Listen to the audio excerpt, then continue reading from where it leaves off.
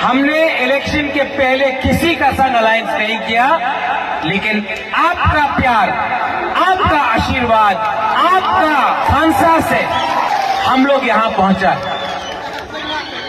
कल अमित शाह आ रहा है, नरेंद्र मोदी जी आ रहे हैं, हेमंत बिश्व शर्मा आ रहा है।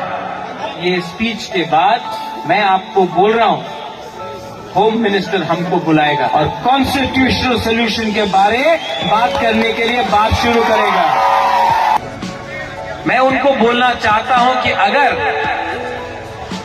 आप हानि बुसा से उनका अधिकार के लिए बात करेगा तो हम लोग दिल खोल के बात करेंगे, लेकिन अगर आप त्रिपुरा में हानि बुसा को छोड़ के राज करना चाहता है, किसको एमएलए बनाना है, किसको मंत्री बनाना है, नहीं होगा।